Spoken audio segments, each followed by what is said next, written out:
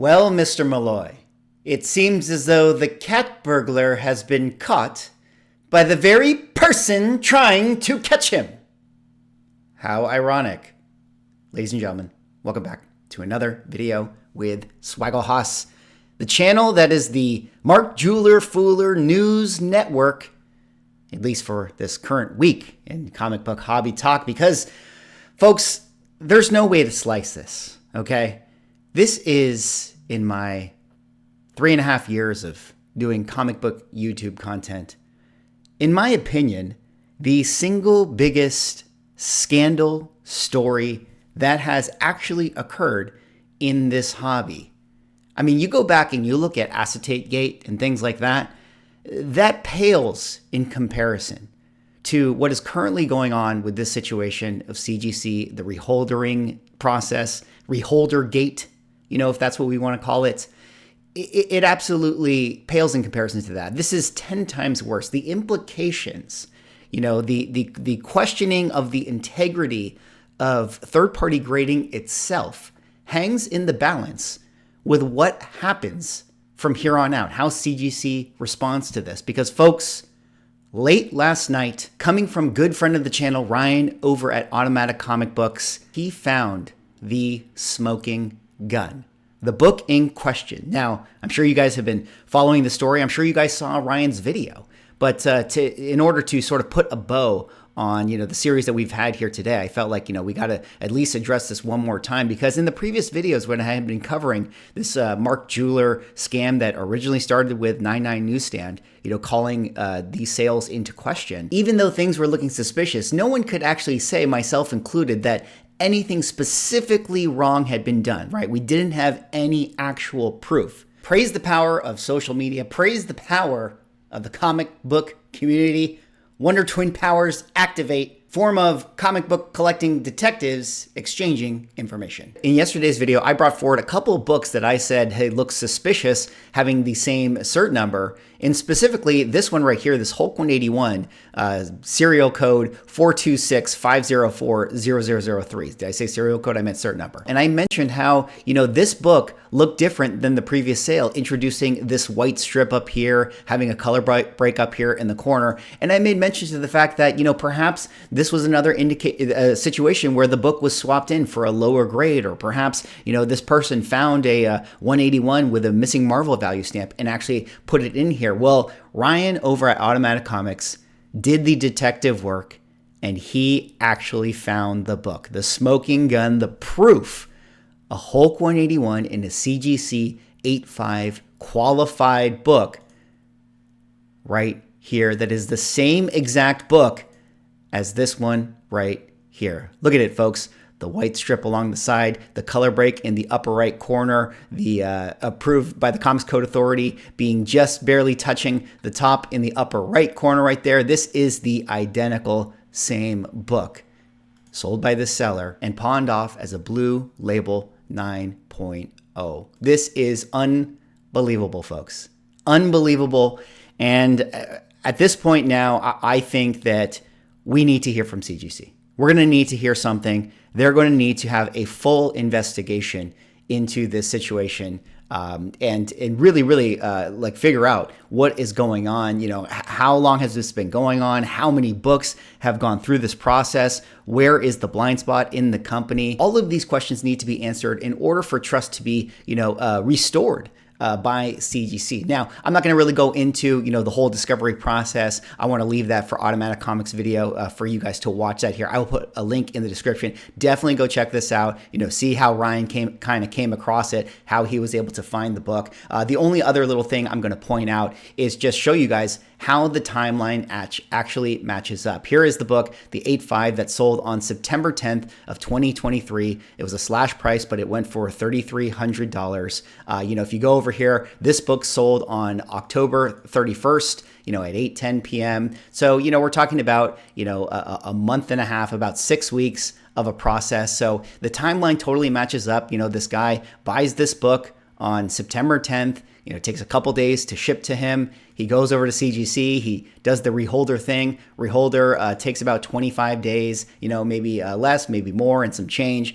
You got to factor in the shipping and all that sort of stuff. And it gives him just enough time to, put this book up at auction and have it end on 10/31. The timeline totally matches up with these two books, the process in which it occurred. And it now seems clear as day that this person has figured out a way to use the reholdering process to get lower graded books or qualified books or restored books or, whatever the case is, to get them into labels, blue labels that aren't actually the grade that they're being sold at. And frankly, I'm in this guy's store right now showing you all of the books that have been sold by his account. Now, I'm not here to say that all of these books are, in question. Not all of them are, maybe fake Mark Jewelers or whatever the case is, but it does make you wonder. I mean, one of the books he has here for sale is this beautiful Fantastic Four #4, a Silver Age book. We've been talking about the Mark Jeweler Copper Age books like the ASM 252 and New Mutants 98. I mean, the Hulk 181 is a Bronze Age book. But based on this evidence, that we've seen with the Hulk 181, where, you can slip in a book that is missing the Marvel value stamp and get a blue label out of it.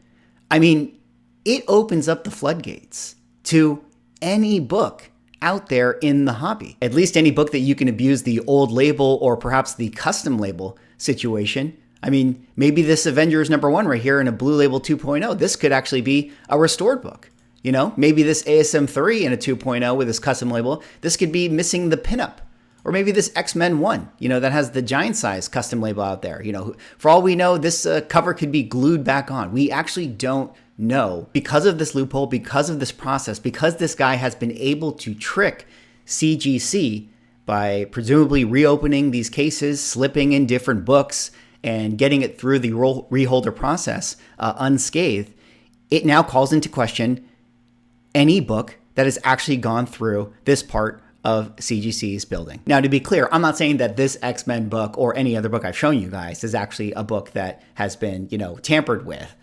I mean, it'd be funny if somebody out there actually was like, hey, 410-166-00001, that's my book. I'm not saying that guy who actually owns this book with the giant size custom label up there. I'm not saying that your book is tampered with.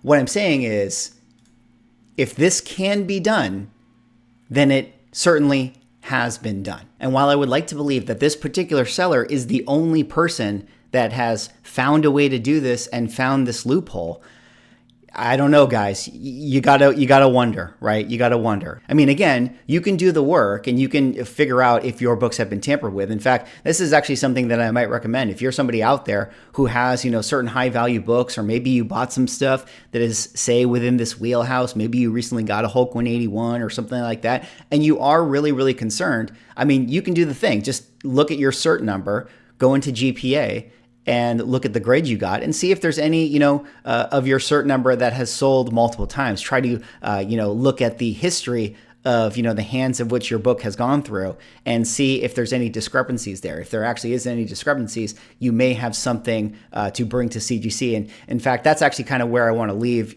this video with you guys here, is that if you're somebody who has a book that, has been purchased from the seller, or you're somebody that, maybe if you do the work on GPA and you find that your book doesn't match the current scans on CGC's website, this is a bunch of evidence that needs to be brought forward to CGC so they can sort of put this case together. Because, I mean, again, they're going to have to really be thorough about this. They're going to have to see how many books, have been tampered with.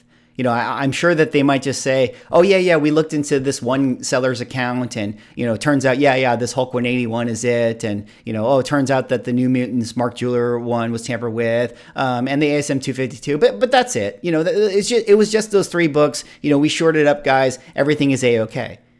But is that going to be enough? Are we sure about that? I hope CGC does a thorough investigation into this, because again, like I said in the other video, I'm not here to, get everyone to raise their pitchforks at CGC. I just am here to say that trust is extremely important for the stability of this company, at least if you're someone, within the ecosystem who, uses CGC and benefits from the service that they provide. So it is going to be really, really important that they leave no stone unturned when it comes to evaluating this stuff. And then again, from the collector level, I would just recommend to you guys, if you're somebody out there who is a little bit suspicious of things that you may have bought or books that you might have, or you're sweating bullets a little bit, you might want to consider doing the work. Take your CGC cert numbers, go over to GPA, and see if there's any fishy repeat situations going on.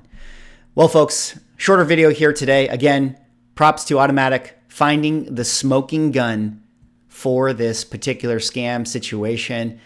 I think it is pretty crystal clear at this point that at the very least, a few of these books have been tampered with the reholdering process.